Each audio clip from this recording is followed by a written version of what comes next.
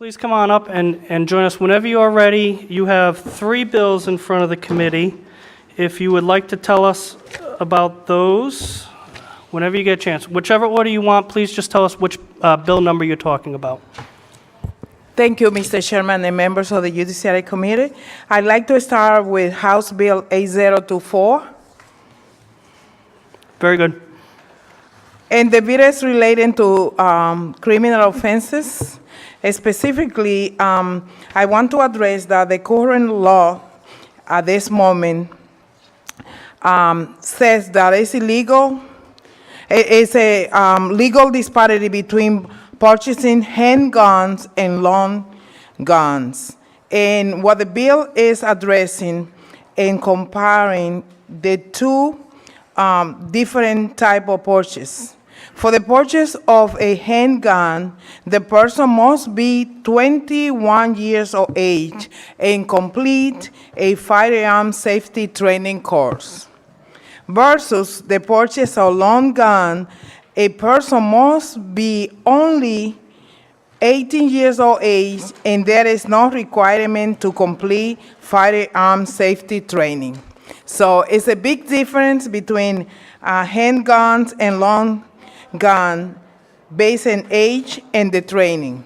So what the law is doing is to require that we need to cover or fix the loopholes by increasing the age for legal possession of rifles, shotguns, and ammunition from 18 years old to 21, and make the two laws comparable. So if the law required for one to be 21, we should increase both of those access to gun the same age. The bill is very simple. It's a request from the Attorney General. It's not affecting any other requirement for getting license for possessing a gun. It's just to increase both of them at the same age. And it's something that other states are already working. And funny enough, I find out that Hawaii and Illinois is already requiring an individual to be 21. And that magic age, the 21 years old, is required for so many things, and it's amazing that we don't do the same thing for a long gun access. Thank you, Mr. Chairman. Thank you. Any questions for Representative Diaz on her first bill? Okay. The second legislation, House Bill 7597, which is license or permit requiring for carrying pistol or possession of machine gun. It is a legislation that prohibited the sale or transfer or combine to a minor a firearm which is used in crime or violence. The person who sold, transfer, given, or convey the firearm will be subject to additional penalty of no less than 15 years that would be consecutive to the penalty of no less than 10 years and not more than 20 years for selling, transferring, giving, or conveying the firearm to a minor. And that is all the legislation is addressed, the penalty for transferring to minors possession of arms. Okay, are there any questions for Representative Diaz on that bill?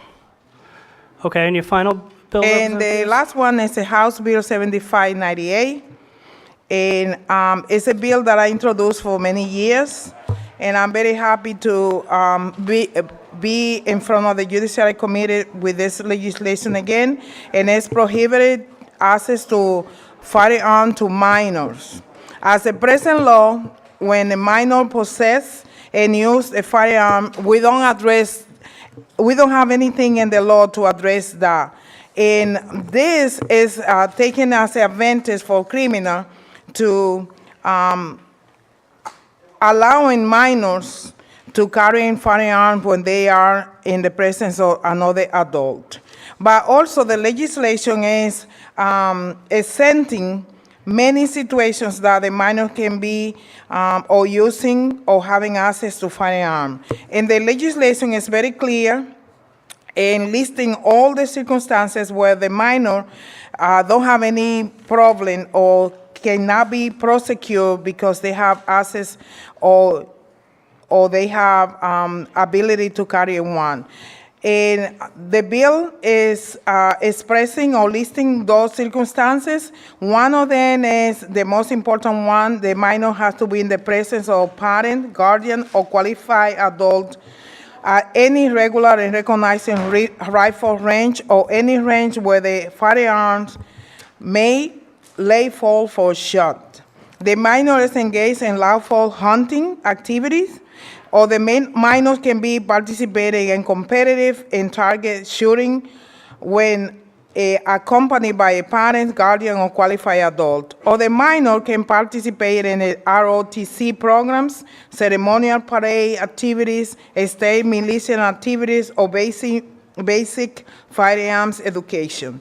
So we're not prohibiting any minors who engage or like to any activity that involves that through this legislation. It's just to not creating the situation where adult criminals take advantage of minors and engaging them in any activity which is not legal. Thank you. Okay, any questions for Representative Diaz on this bill? All right, thank you, Representative. I think that puts all our bills into play, and so we'll begin taking some testimony now. Could we start with Captain Derrick Boric on behalf of the Rhode Island State Police, Chief Sid Waddell on behalf of the Chiefs Association, and Joey Lynn Back on the much anticipated Joey Lynn Back on behalf of the Attorney General's office.